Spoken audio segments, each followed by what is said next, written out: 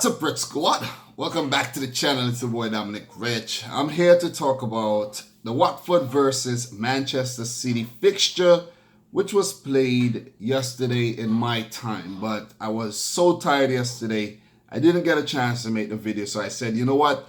Let me wait until the remaining match day 15 fixtures are done so I could just talk about everything in one video, because these days I'm getting into the habit of talking about all the other Premier League fixture, after I talk about my Man City games, because I want to talk about every single game this season, which involves Manchester City. I don't want to miss anything. I want to document this back-to-back title winning season. So, I'm not getting too ahead of myself. I know we're going to win it this season, but Watford versus Man City, guys. Match week 15, match day 15, whatever you want to call it. We defeated Watford 2-1. Let me talk about the lineup real quick, and then I'll get into the action. For Watford, they had Ben Foster, who I thought, was their savior. Without him, it would not have been a challenge. It would not have been a game. It would have been maybe, let's say, a 5-1 defeat. But, they ended up with a very, very respectable scoreline, 2-1. We had Kiko Femenia, Kabasele, Katkoth, Holivas, or Chalivas, however you want to say his name. We had Chalaba, Isaac Success, Will Hughes, Decore, the goal scorer, Roberto Pereira, and Troy Deeney, who had a brilliant chance to put Watford up, but, he missed it. There was Leroy Sané, who continues to be brilliant for Man City, chipping in with a goal. There was Gabriel Jesus, who is struggling quite a bit this season. I think he only has 1 Premier League goals this season so far. This is not good. He needs to turn things around in the second half of the season for sure.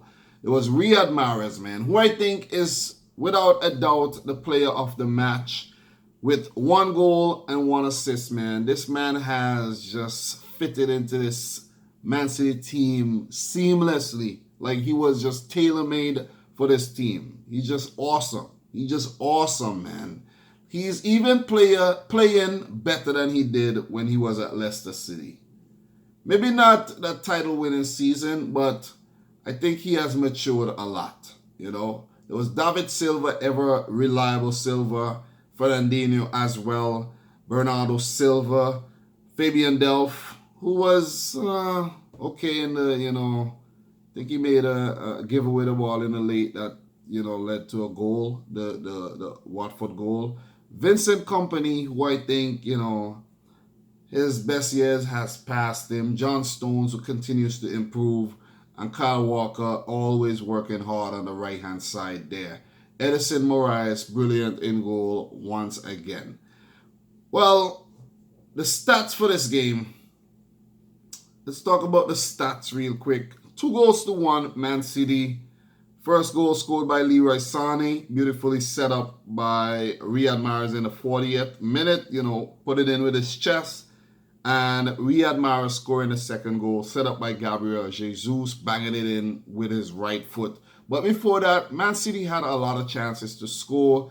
I think Sané had a chance. Gabriel Jesus had a really good chance. And Ben Foster came up big every single time. So it could have well been 5-1, 4-1, but Ben Foster kept Watford in the game, for its entirety. We had Abdoulaye Doucouré scoring in the 85th minute for Watford. It was a very, very scrappy goal, but they persisted and they were relentless at the end, and, they got one back. They had their chances. They played really, really well. Must commend them for that. But I think at times their decision-making were lacking. There was one time when we had Roberto Pereira could have passed to an open Isaac Success, and he chose to go for the shot. Troy Deeney had a really good chance, and, it was saved by Edison. It could have went differently. Could have been a different outcome. They could have easily picked up 1 point in this game. For the stats, Man City had 15 shots compared to Watford's 7 shots on target for both teams. So you see, they played well. They played really, really well. Man City 71% of the possession. Well, we're gonna expect that with any Man City game. It doesn't matter who they're playing against. They're gonna outpossession them. Maybe when they're playing a Liverpool or top Champions League teams, the possession equals out. But you're playing, let's say, more inferior teams in the Premier League, they're gonna outpossession them. So Man City 714 passes to Watford's 308. Why did I say 38? But Man City 87% pass accuracy with Watford 66%. That meant that Watford, they could not hold on to the ball. Every time they had the ball, they gave the ball away. And, that's the weakness for many teams because of Man City's continuous pressing. Always working hard off the ball, trying to win it back, and that's what they have, above a lot of teams. Man City 8 fouls compared to Watford's 4. So you see, 4 fouls, they weren't trying to get the ball back, hard enough. Man City just passing it around, and they just allowed it. You can't allow teams like City to just continue pass the ball.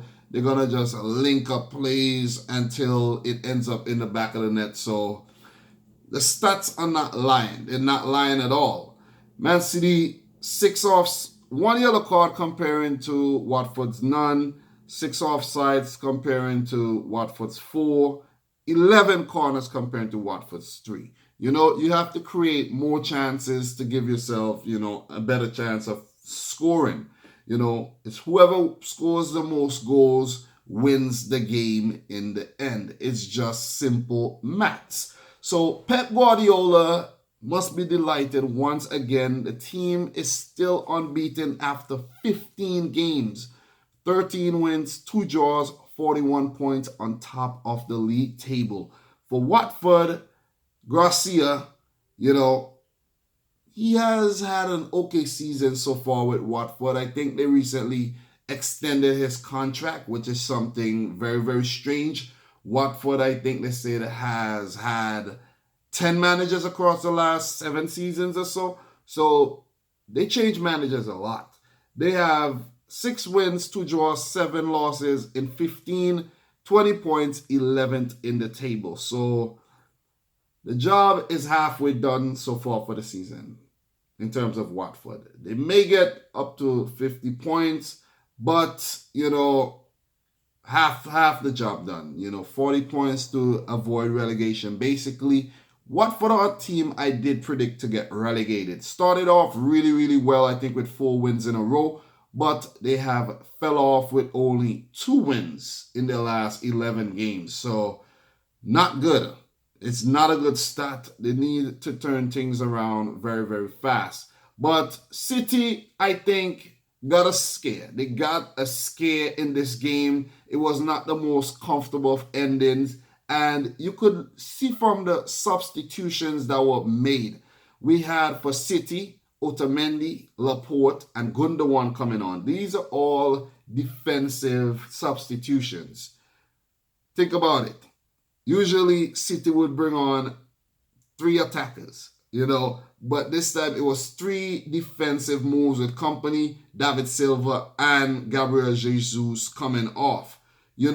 Comparing to Watford's substitution, Gerard Deulofeu came on. We had Andre Gray and Domingos Quina. These are all attacking options. So they were brave. They went for the game, but in the end, City held on for the win. So that's just my summary of the match. Yet another victory in the bag for Manchester City. Next up, we have the big one. It will be Chelsea at Stamford Bridge. This is a big one. We already defeated Chelsea early on in the season in the Community Shield. I think we did defeat them in. It was so long ago. But I think City has the edge. I'm not scared of Chelsea at all. Not scared of Chelsea. You know, we will get to their match very, very soon. It was not a good outcome for them, but I think Man City has the edge in this game for sure, for sure, for sure.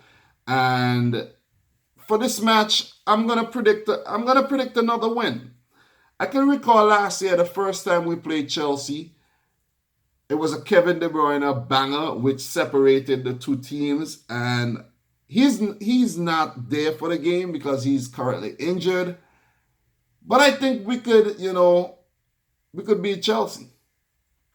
We could beat Chelsea, but we need to be clinical. Need to be clinical, put away every single chance that we get.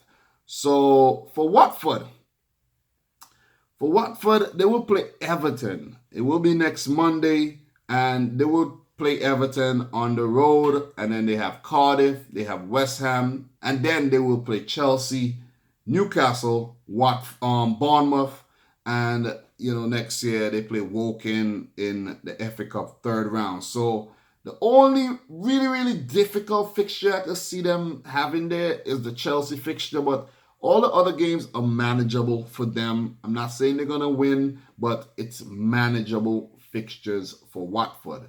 Next week in the Champions League, Man City will, cap off their group campaign with a home game versus Hoffenheim. Remember, City have already qualified for the round of 16, the only team from that group to do so.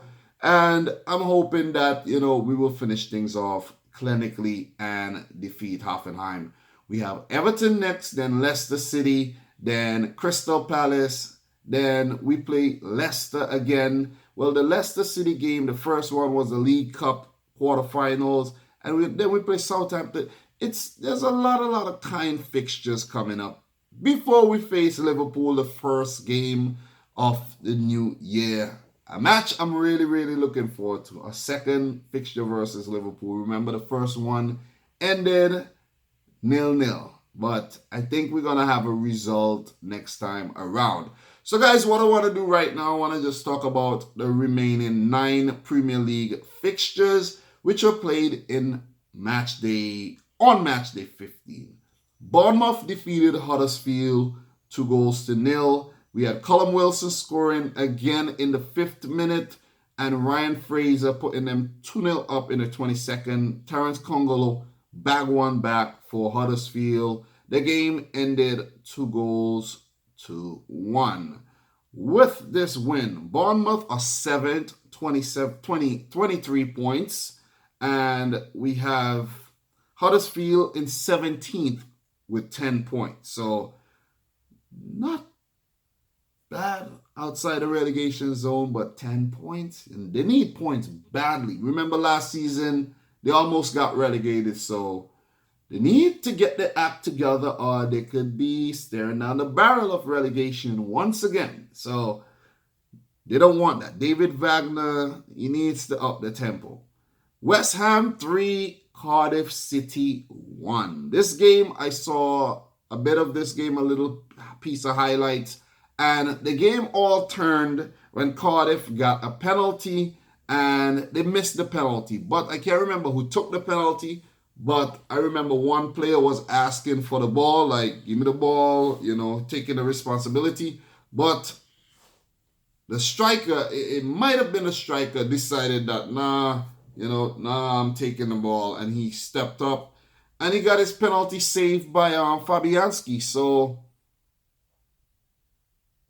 that was a turning point, because if Cardiff scored that game, if they scored that goal, they would have went into a more defensive mindset and maybe just scrape out a draw. West Ham could have scored and they could have picked up a very, very, very valuable 1 point after, coming off of a win. But it all went downhill as Lucas Perez came on. I think he came on in the second half. He did not even start this game, I think. Arnautovic got injured. Let me take a look at the lineup. Yeah, Arnautovic came off and Lucas Perez came on. And bam, he scored 2 goals in the 49th, 54th minute. And I think those are his first Premier League goals for West Ham, if I'm not mistaken. And then Mikel Antonio got a well-needed goal in the 61st minute. And Josh Murphy got a consolation goal in the 5th minute of extra time. And Cardiff, they lost the game. Again, poor decision making by, whoever decided to take that penalty and not give it to the man who really wanted it more. So I think that was a turning point of that game. So with this win for West Ham United, they are 13th still. They are 13th. I think I did predict West Ham to place 13th this season too. So they're 13th on 18 points. And Cardiff, 16th on 11 points. So a lot of work still to be done for Neil Warnock's Cardiff. He recently just turned 70 years old.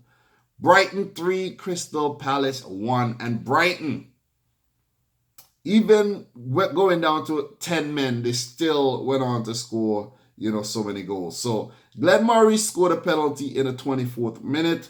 And in the 28th minute, Shane Duffy got sent off. Leon Balogun scored in the 31st. And Florian Andone scoring again in, first half extra time. Luka Milivojevic pulled one back for Crystal Palace in the 81st minute. So Crystal Palace, they have been struggling as of late. So with this win, Brighton, they're now 10th. So Chris Hughton's men are doing well.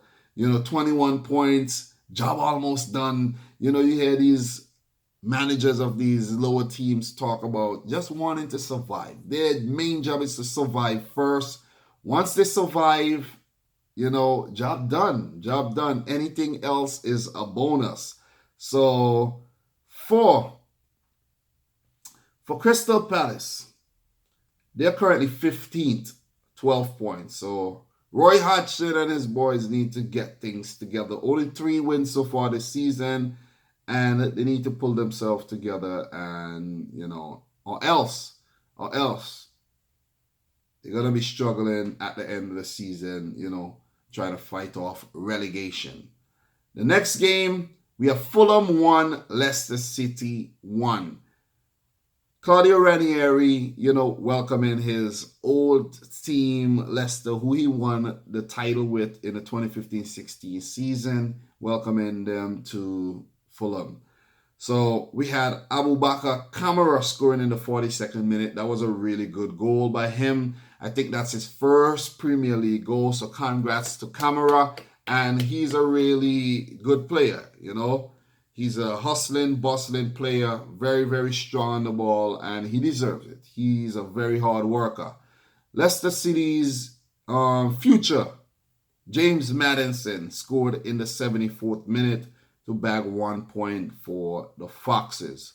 So with this draw, Fulham is still at the bottom of the table on 9 points, and for Leicester City, they are 9th, 22 points. Fulham needs to turn things around. They sacked Slavica Jokanovic, the Serbian manager, and roped in Claudio Ranieri, Premier League winning manager. And Fulham need to turn their fortunes around real fast, or they could go right back down in the Championship. Remember, Fulham picked up a win versus Southampton, and then they lost to Chelsea, and now a draw. So not bad for those 3 results at all. Not bad at all. I think these are Ranieri's first 3 games, and he has already picked up 4 points for the team. Slavica Jokanovic had 12 games, and he could only pick up 6 points. So of course you're gonna get sacked. So good stuff, Ranieri. I don't think Fulham will get relegated, and I wish him all the best. For the next game, Wolves 2, Chelsea 1. This is a big result. This is one of the biggest results on match day 14. Coming back from behind, Wolves defeating Chelsea. Ruben Loftus-Cheek scored again in the 18th minute. Like, the man is having a purple patch so far this season.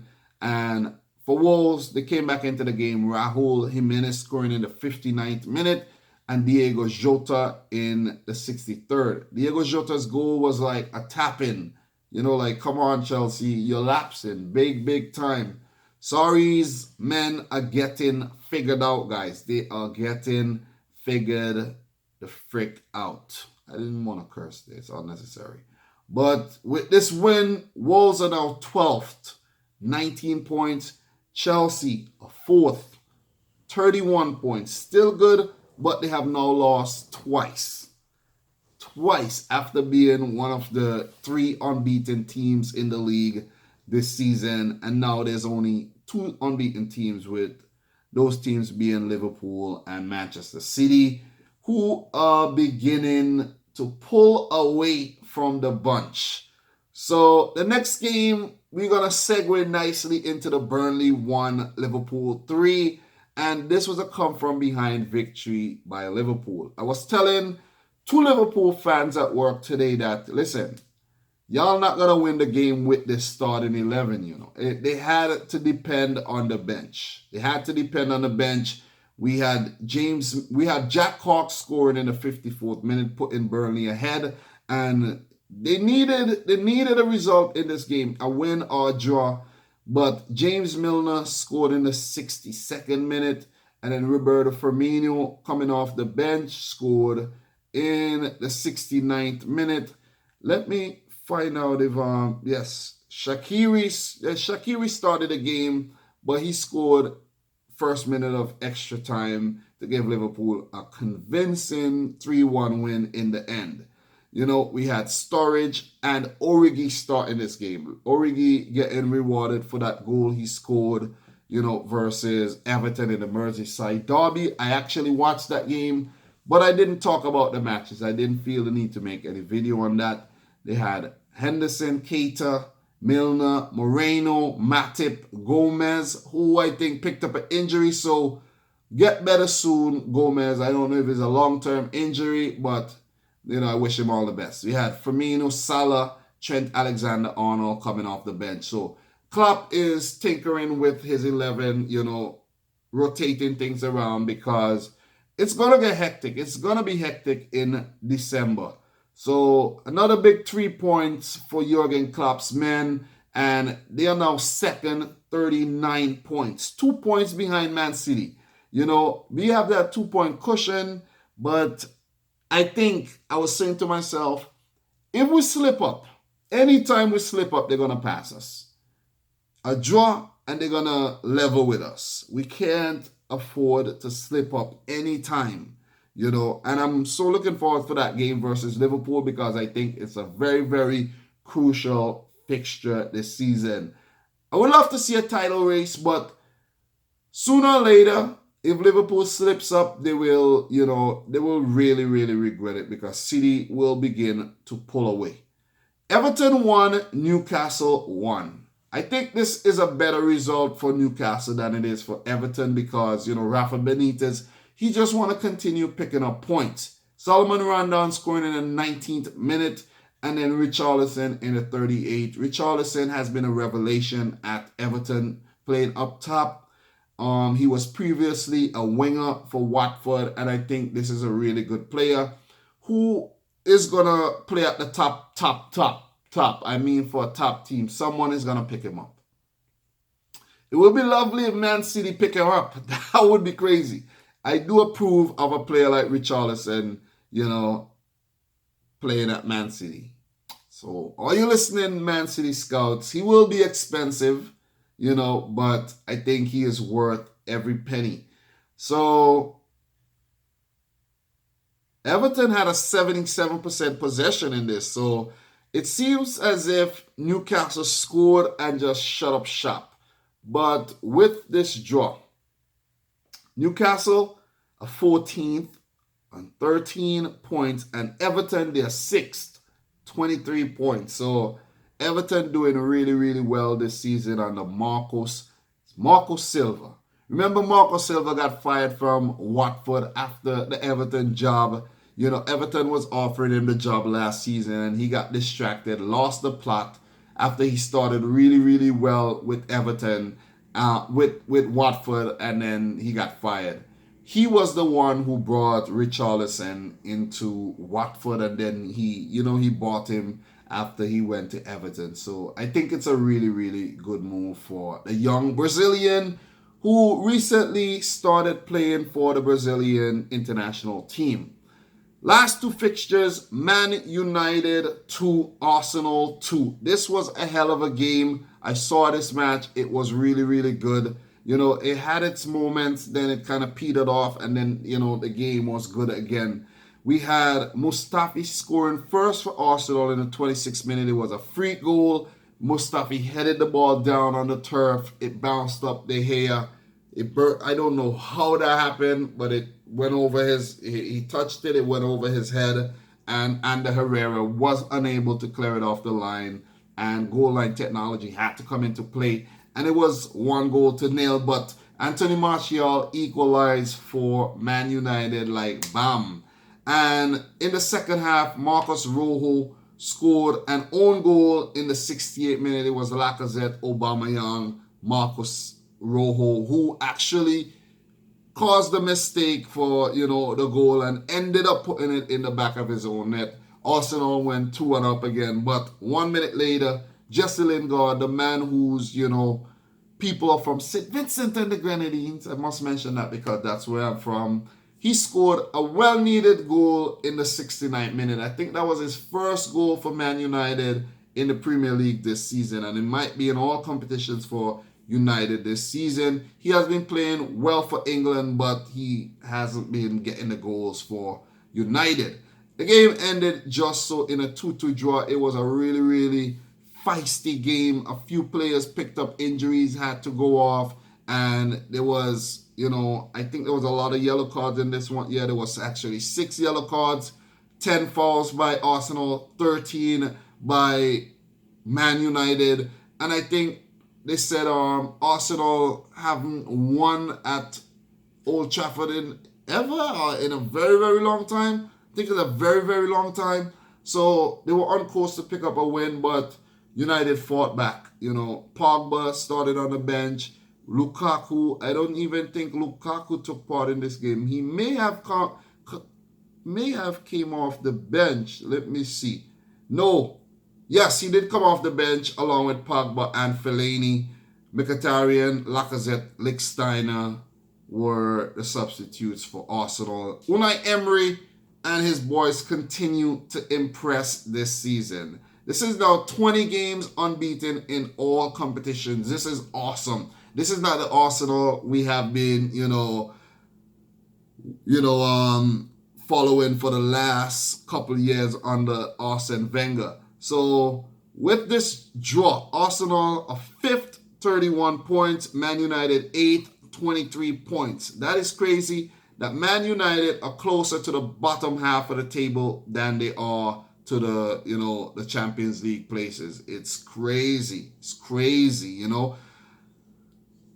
Mourinho think they might pick up 6th place, but so far it seems like, who knows, they might finish outside the top 6. So, good job, Arsenal, being a Man City fan. Great job. Tottenham Hotspur brushed aside Southampton 3-1. Southampton, a team who now hired, former Red Bull Leipzig manager. I think his name is Ralph Hasenhuttl. I think it's Hasenhuttl. And he was the one who took Leipzig, I think, 2nd in the German league and took them to their first Champions League campaign. They fired Mark Hughes and they brought in Hasenhuttl. He wasn't in charge for this game, though. The interim manager was managing this game. For Tottenham, Harry Kane again on the score sheet, scoring in the 9th minute. Then Lucas Moura in the 51st. And then Heung-min Son Heung-min in the 55th. And we had Charlie Austin scoring a late consolation goal in the 3rd minute of extra time. Southampton losing once again. Southampton are currently in the relegation zone, 18th, 9 points. A paltry 9 points. And for Tottenham Hotspur, they are 3rd. They go back to 3rd, 33 points. Awesome stuff by Pochettino. They, I think, should secure Champions League football once again. So, guys, that's my roundup of match week 15. That was quite a lot, but I enjoy doing it. I enjoy talking about all the fixtures, showing every fixture, love, showing every fixture attention, because at the end of the day, I have to keep all the teams close. They're all my enemies. I gotta watch what they're doing and see what they're up to and be, in tune with this whole league and not just all the City games. And I tell the fans of other teams that you have to watch the other teams play. You can't just watch only your team, because when you come up against them, when they beat you, you're gonna be like shell-shocked. But on match day 16, we have Bournemouth playing Liverpool. That should be a win for Liverpool, but hopefully Bournemouth could, pick up at least a point. Burnley versus Brighton. Burnley edging ever so close to picking up form again, but that might end in a draw. Man United, Fulham, that could end in a draw as well, but Man United are favorites. Arsenal, Huddersfield. Arsenal should wipe them away.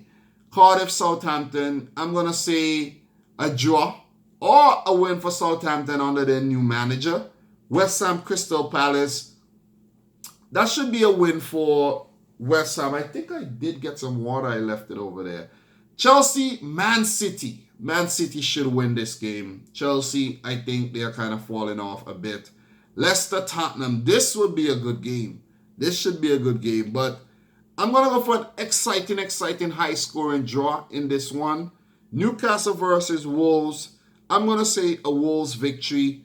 And Everton versus Watford. This is an interesting one. Marco Silva coming up against his old team. I'm going to say a win for Everton. So, guys, that's my roundup of match week 15. A quick prediction for week 16. I'm your boy, Dominic Rich. I hope you enjoy this long-ass half-hour video. Some people do enjoy the longer videos. Like, I do enjoy longer videos. Some people, they have, short attention spans and they can't watch things for a very, very long time without losing focus or interest. But guys, I'm your boy Dominic Rich. As I said earlier, if you're new around here, consider hitting the subscribe button. Smash the thumbs up button. Share the video with a friend. And until next time, peace out. Rich Squad.